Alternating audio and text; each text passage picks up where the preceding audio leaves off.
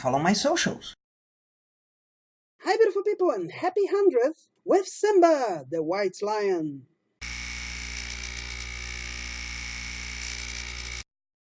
This time I went for curiosity because, yeah, I also want to know if it's similar to The Lion King, but just one episode. So let's start with the basic.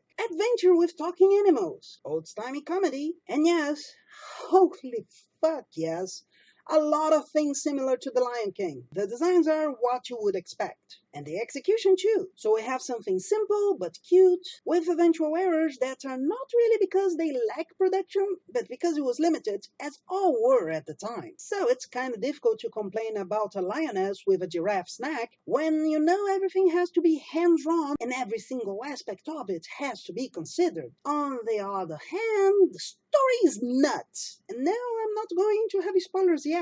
I just have to tell you that in this one episode, it's more than enough for a whole movie. And that movie's name is Madagascar. To appreciate this, you have to allow yourself to like that old kind of comedy. Of course it's cheesy, it's old. So if you don't go into this with that kind of mindset, of course some stuff is too ridiculous. But outside of that, the biggest problem is how much story there is. Nowadays you wouldn't see this much story in less than 3 episodes. Here I got the feeling they only stopped because they had to. But there's that charm that Osamu Tezuka things have. It's simple, but it really works. But yeah, let the rocks roll.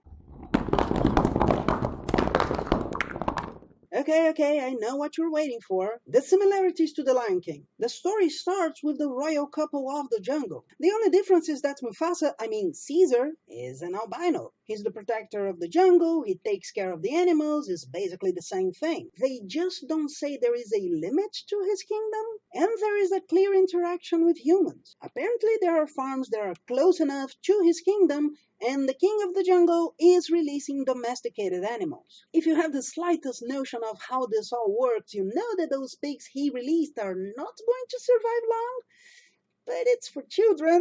I suppose that in an animal society where these things are discussed, these pigs are probably going to find a way to survive, but I don't think they actually thought of that. At the same time, the biggest enemies are humans because they hunt, and there is one animal that hunts, and this one is an enemy of the kingdom. We literally have a councilman who is a mandrill, and it's not the Lion King who's going to show up in the sky, but the lioness queen. But here the things really change. Instead of the enemy being another lion who killed the king and made the prince go away, the enemy is man who is hunting. The queen is captured already pregnant. Kimba didn't meet his father.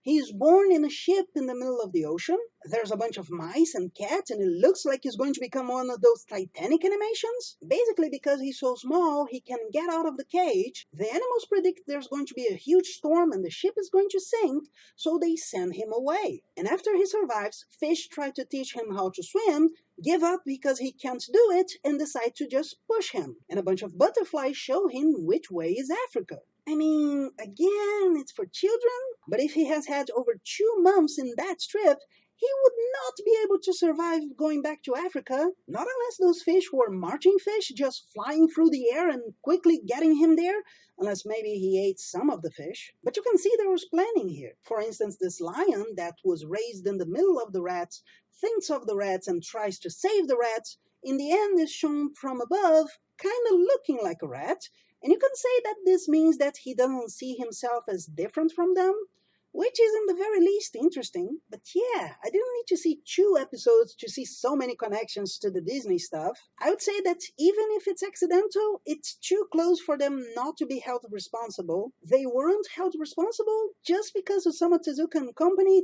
didn't really want to. And it's a Robin Williams situation. It doesn't matter who made the decision, you are still responsible. You're going to have these Damocles swords over your head until you address it. And you have enough lawyers to find a way to say that it was, in the very least, an inspiration without actually being legally responsible. It's what you should do. But that's it. What did you think of this episode? Leave it on the comments, and I'll see you on the next one. Bye. And if you enjoyed it, please like, share with your friends, subscribe, and don't forget the bell. Basically, because he's so small, he can get out of the jail. Shit. What's the name of the cage?